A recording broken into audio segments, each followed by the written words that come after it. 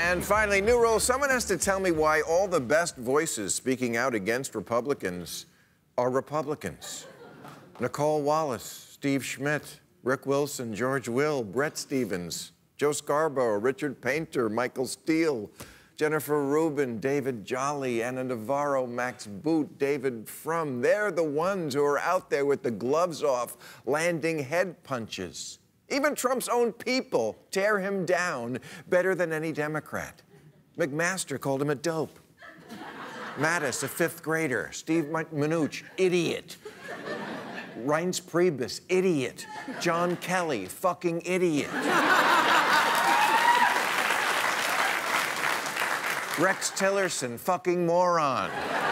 Gary Cohn, dumb as shit. Where are our potty mouths? The midterms are 52 days away, and we know what the Republicans are going to be running on. Socialism. You can't vote for Democrats because they're socialists, and socialism is a work camp in Siberia. And one thing Republicans are really good at is they get in a room together, they come up with a line of bullshit, and they all repeat it over and over and over until even Tommy Lahren can do it.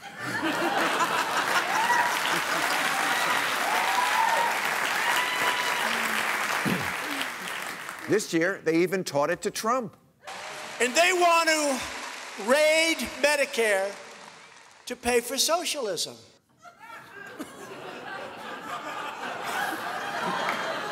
He really puts the moron in oxymoron, doesn't he? Remember back in 2009, the teabagger at the town hall who shouted, "Keep your government hands off my Medicare." Well, that dummy is now president. But I still don't hear Democrats explaining that Medicare is socialism, and so are the other super popular programs like Social Security and the ban on denying coverage for pre-existing conditions.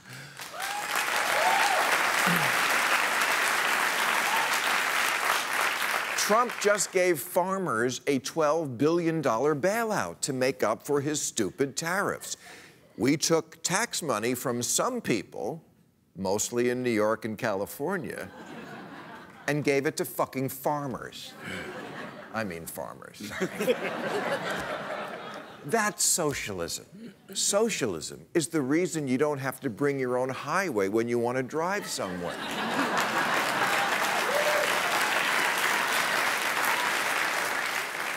It's why there's a fire department to show up when you're burning Nike spread to the house.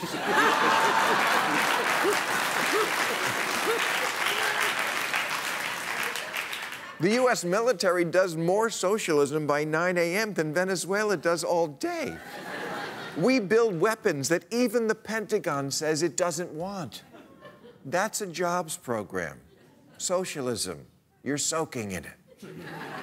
Even Trump voters like their government goodies. So why can't Democrats all get in a room and come out with a single answer to the scary socialism charge? This is the attack on us. And Democrats' response is, I would say crickets, but crickets make some noise. Mike.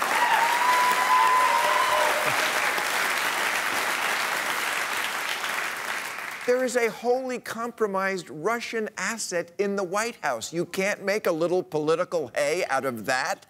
He's not on our side. That's so hard.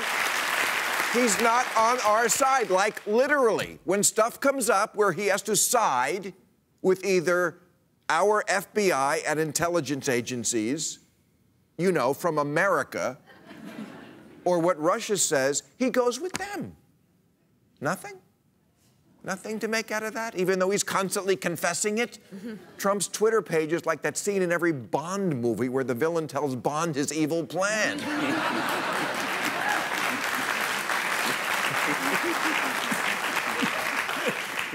He's the man with the golden shower.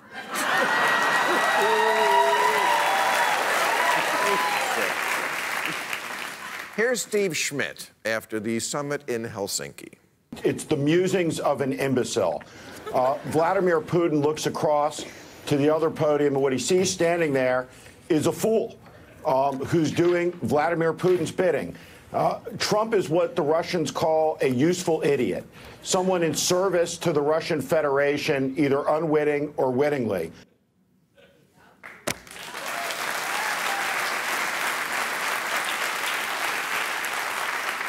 Contrast that with Dianne Feinstein, who said last year, look, this man is going to be president, most likely for the rest of his term. I just hope he has the ability to learn and to change, and if he does, he can be a good president. No, he can't do any of those things. And Democrats' rhetoric does not nearly match the level of that crisis. The Democrats, as usual, are making a molehill out of a mountain. The FBI, the CIA, the Department of Justice, especially here on 9/11 week, let's remember, these are the thousands and thousands of America's most dedicated public servants. Absolutely. The straight arrows.